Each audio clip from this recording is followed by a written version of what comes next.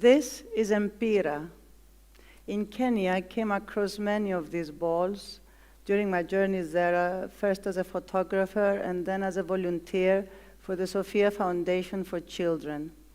These balls are made of old used plastic bags and rope by the children to play football and volleyball. But this ball is a very special one for me because it was given to me on the very first day we managed to get permission to enter a children's remand, a prison basically for children between 5 and 16 years old.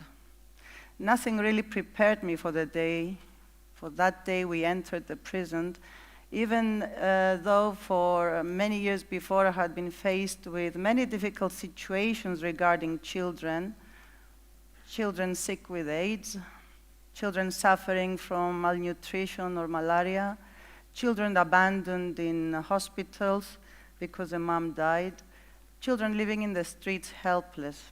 But still, the day we entered the prison was a shock for me. And not because the children in there were abused or beaten or made to work as slaves, no. It was more the silence of the place, the nothingness, the absolute lack of any stimulation, any recreation, any purpose. No toys apart from balls they made themselves like this. No schooling, no books, no hope. Children were there because they stole in order to eat, even killed in order to survive in the streets. But there was also a category of children who were there simply because there was nobody to care for them. Such a girl was Judy. When I first looked at her, she looked more like a wild, scared animal than a 13-year-old girl. She was not talking, not making any eye contact. She looked totally lost. Judy was 9 years old when she was married off to a much, much older man who legally raped her and then abandoned her in the streets. She was abducted then by a person who used her as a slave, as a worker, and when she managed to escape at the age of 13, while in the streets, she was picked up by a group of men who were supposed to take her somewhere safe, but instead held her as their captive and abused her repeatedly. Some good neighbors discovered her and took her to the police, and the police had no place to put her, and there she was in the children's prison. I asked her if she wanted to go to school, and she nodded yes. Leaving that place later in the evening, taking this ball with me and many images of the children locked in there, I had to really gasp for air a few times, and I'm not really claustrophobic. I just couldn't swallow the whole thing. Can you just imagine being a 13-year-old girl, abused practically by everybody you ever met, and on top of everything else, to be thrown in a prison with no hope of getting out? It took many efforts on behalf of the Sophia Foundation for Children to get permission for her release. And then we were faced with a very big dilemma of where to take her. The Makarios Children's Home, an orphanage under the care of the Sophia Foundation, was overcrowded with children living in bad conditions at the time because we were still struggling to build the new premises.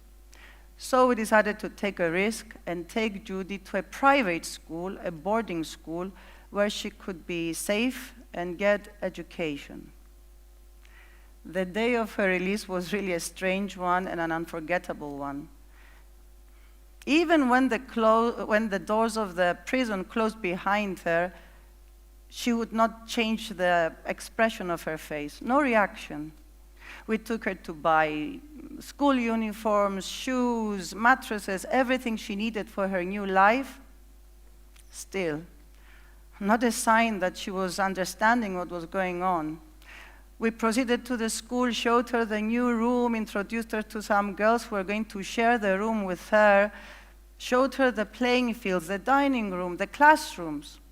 Not a word, not a smile. Then I started to really panic. I thought maybe we were making a mistake. Judy did not belong in prison, that was for sure, but did she belong in that place? Would she adjust, or was it going to be all too much for her? I was desperate to get a sign from her that we were right in our decision, so instinctively I asked her if she knew a song she could sing for me, something to take back with me as a memory of her when I went back home. At last, her face brights up. We are dancing the living God. Hallelujah, Jesus Christ. Hallelujah, Jesus Christ. Hallelujah, Jesus Christ. Hallelujah, Jesus Christ. Hallelujah, Jesus Christ. That was my sign. Judy had a voice. I knew she was going to make it now, and even today myself, I still hum this tune in my head to remind me of the day a girl got out of prison and flew into a new life. The Sophia Foundation for Children also created a program for supporting children while in prison with proper balls, books, medical care, but most importantly, we created a program for releasing children from prison under the guardianship of the foundation, either taking them to the Makarios children home if they are too young, or to different boarding schools to live now safely with dignity, education, and prospect for the future. Thanks to different sponsors who support this program, we have now, under the guardianship of the foundation, almost 200 children who would otherwise perish in the deadly streets of the slums or the juvenile prisons and remands. In fact, 3 of them, since last year, they managed to finish secondary school with top grades and are now attending university. And we are so proud of them.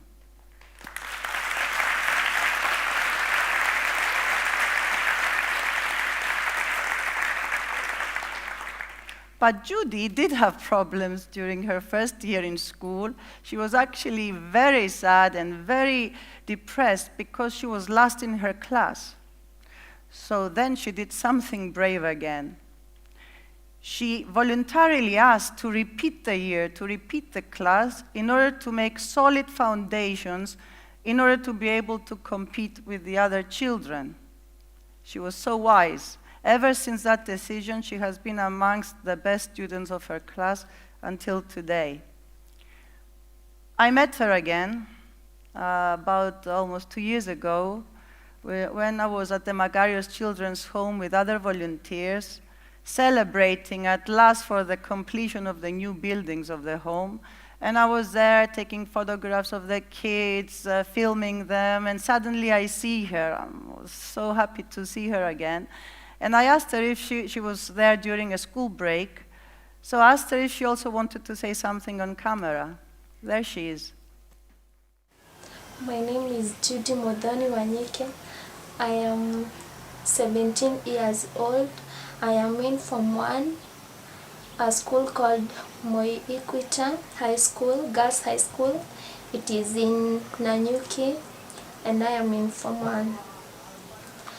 When I grow up, I would like to be a nurse, and also I would like to be a musician, a gospel singer.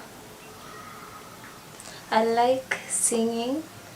I do compose gospel songs, and I do compose them especially when I sometimes my future for the past.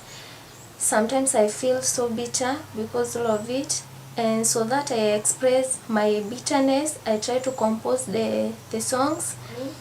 Now, from the songs, because when I was in remand, Nakuru remand, I was just feeling that there was nobody who was caring about me.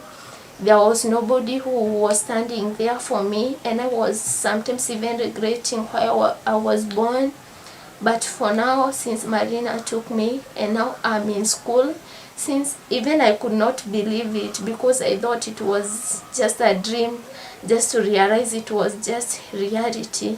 and I thank God. So that is where, when I was just realizing that there was nobody to care for me at those days, that is when those thoughts now come to me.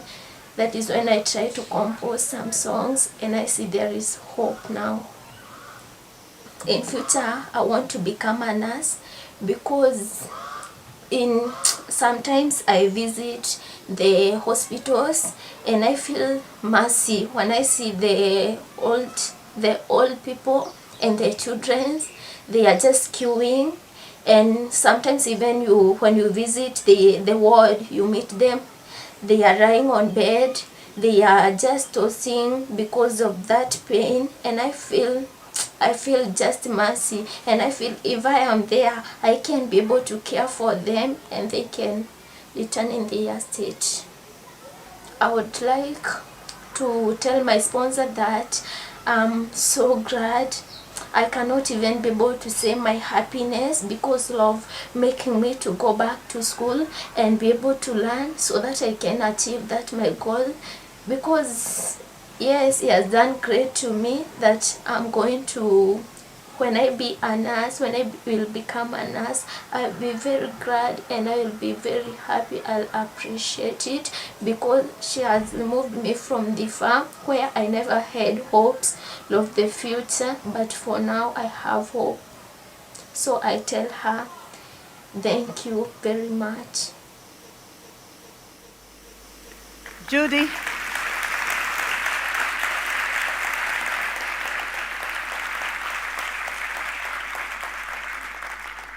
You know by now, Judy is my hero. And every Judy, every child who fights for a better future, and anyone who cares enough to support children in this condition immediately becomes their hero. I am very lucky because I have the chance to meet with the children, interact with them very often, share their energy, listen to their voice. But I wonder, is it really necessary to be physically there in order to care? For me, it took a ball and a girl's song in my head to daily remind me that there are children who need our help, urging me to act. For you? Thank you. Thank you.